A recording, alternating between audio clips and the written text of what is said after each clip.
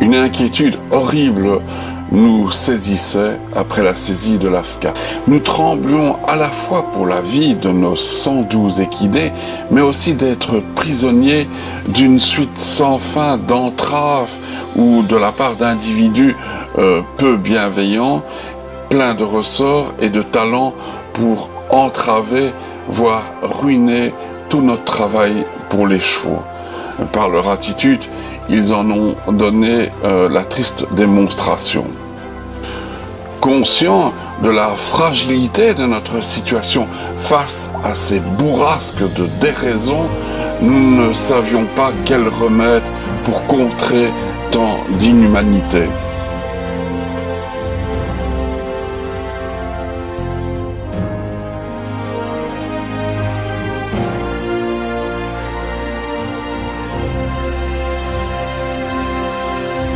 Quel plan d'action ou de stratégie devons-nous trouver pour déjouer toute cette machination ourdie lâchement contre notre association et ses 112 protégés?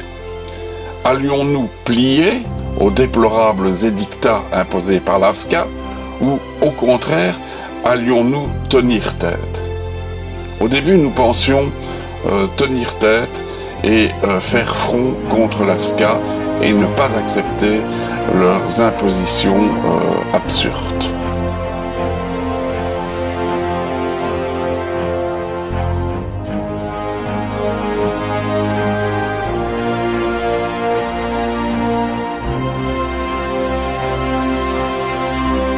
Il était cependant impossible de mettre en sourdine cette situation à la fois révoltante et indigne.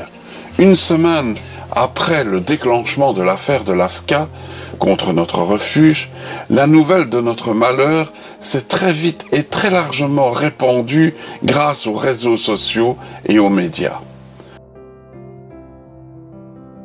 Un nombre incroyable de personnes ont pris connaissance de cette mauvaise comédie sur Facebook et indignés, ils ont été des dizaines de milliers à réagir.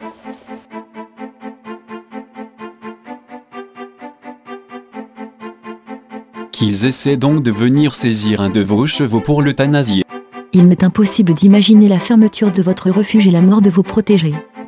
Incroyable la honte, comment c'est possible? Que pouvons-nous faire? Que pouvons-nous faire pour vous aider? Gardons espoir, je refuse de croire que cela puisse avoir une fin, je le refuse. Comment est-ce possible? Faut absolument ruer dans les brancards et alerter tous les médias nationaux et internationaux. Je trouve pas les mots pour exprimer les sentiments ressentis d'injustice, de grosses boules au ventre, de désarroi face à ces fonctionnaires automates. Je ne comprends plus la Belgique. Rien d'autre à faire ces gens-là que de venir emmerder ceux qui font du bien. Incroyable la honte. Je suis sans mots devant votre texte.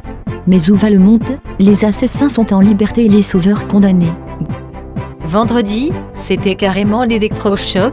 J'avais très mal d'entendre ces individus dire à Marc qu'ils n'avaient pas édifié un refuge mais simplement une exploitation. Le cauchemar, lui qui a tout donné et tout fait pour sauver nos dadous. Je suis sans mots devant votre texte. Comment c'est possible? Que pouvons-nous faire? C'est une honte et je suis profondément attristé par cette situation. Vraiment honteux. Qu'ils se bougent pour les animaux réellement maltraités, mais là il faut faire des pieds et des mains pour qu'ils interviennent. Honteux qu'ils s'occupent plutôt des moutons égorgés que de ces 115 équidés sauvés et vivant leur retraite bien méritée avec tous les soins nécessaires et beaucoup d'amour. Que pouvons-nous faire pour vous venir en aide? Un seul mot, honteux. On peut faire quelque chose? Dans quel pays vit-on? Je remarque qu'en faisant du bien, on est puni, faut se battre et partager le plus possible. Merci à vous. Honteux. Comme si les marchands allaient vous donner les chevaux destinés à la boucherie gratuitement. N'importe quoi, ces chevaux sont rachetés pour les sauver de l'abattoir. Un tel effort concentré sur l'association ne peut venir que de personnes malveillantes. Mais c'est quoi ces conneries?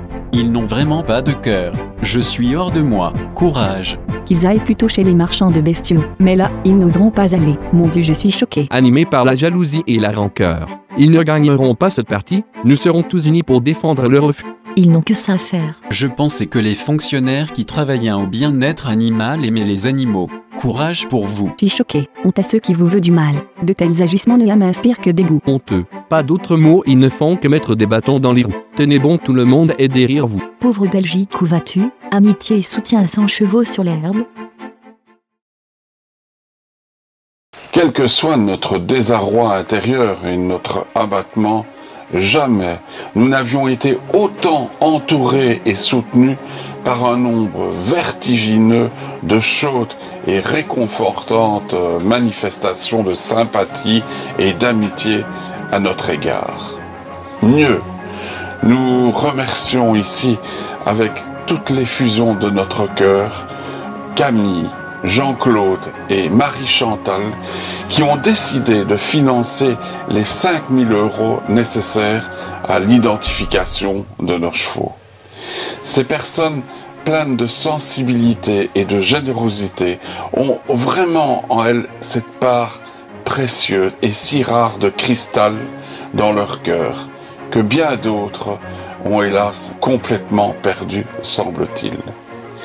C'est grâce à leur précieuse intervention que nous avons décidé en fin de compte d'obtempérer aux injonctions de l'AFSCA et de ne plus leur faire front.